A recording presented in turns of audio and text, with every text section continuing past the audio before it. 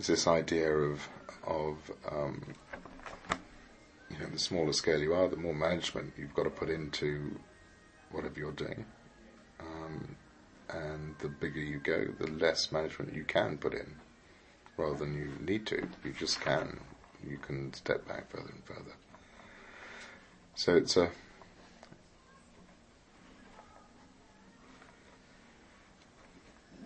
but I suppose it's not about apex predators, trophic cascades, and those sort of the apex predator trophic cascade idea. It's one step down from that, and that's one of the big boundaries. Is people grabbing hold of that idea that all you're wanting to do is bring back apex predators, and that's not what you're talking about in general terms. Do you think rewilding is a useful term, given that that people do misunderstand it? I think it's got to a point when we completely are now behind using that word and just want to fill it with what we think it is and what it means, and keep on bashing at it. It's certainly it conjures up lots of exciting things for most people, and that is very powerful. So to think about changing now would be, I think, not the right thing to do.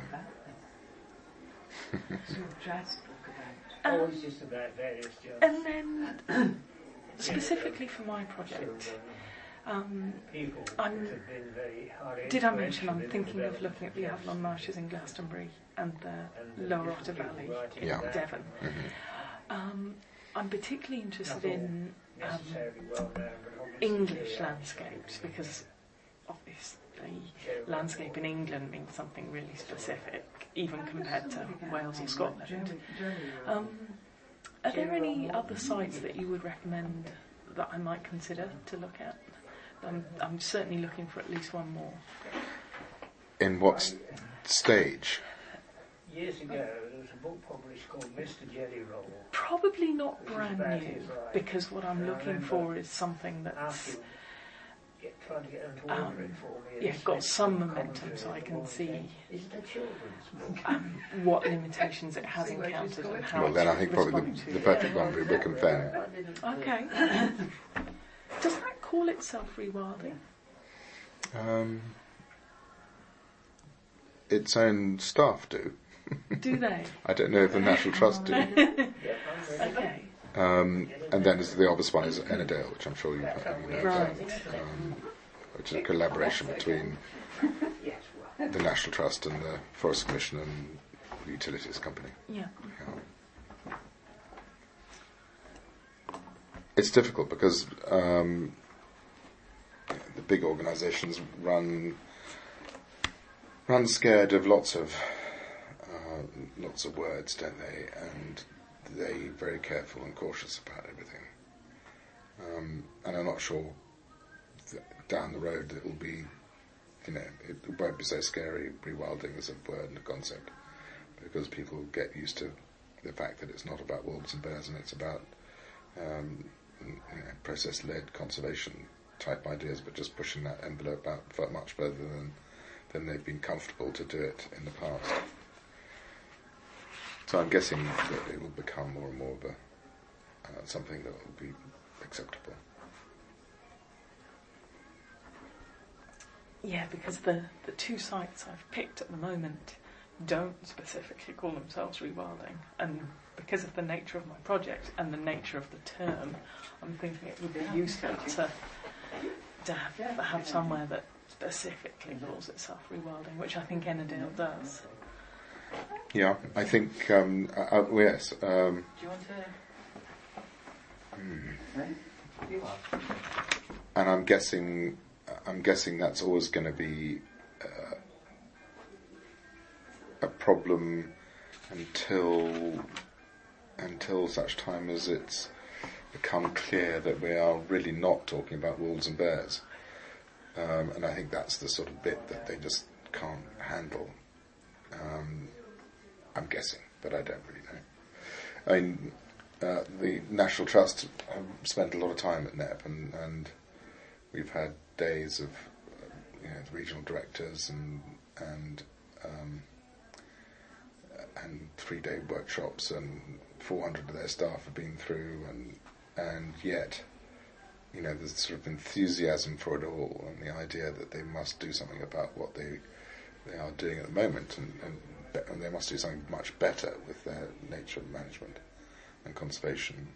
Still, they shy away from things like rewilding. It's not something they would feel comfortable with, and it's really, who are their trustees, who are their boards, what are their perceptions, and their perceptions won't be an educated perception. It'll be, I've heard about rewilding. It's something to do with X, Y, and Z, and they'll get it muddled up, and they'll have problems like that. I mean, the book is his book, Wilding. I see you've got it.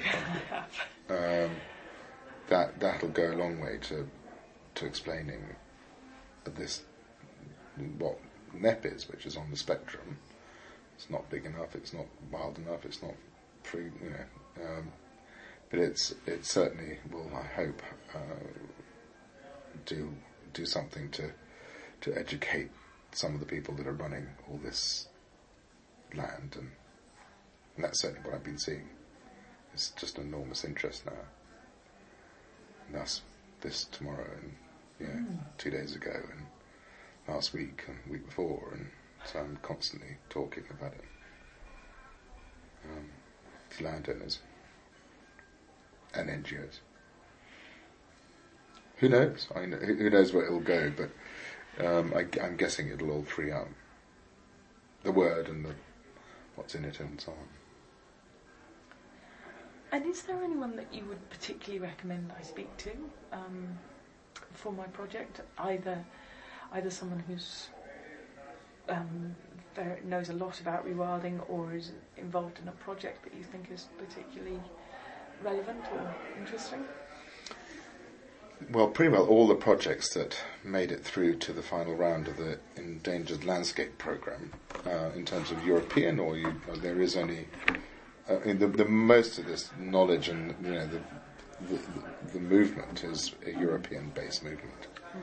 So it's Rewilding Europe, and their team has most of the intellectual property in this particular field.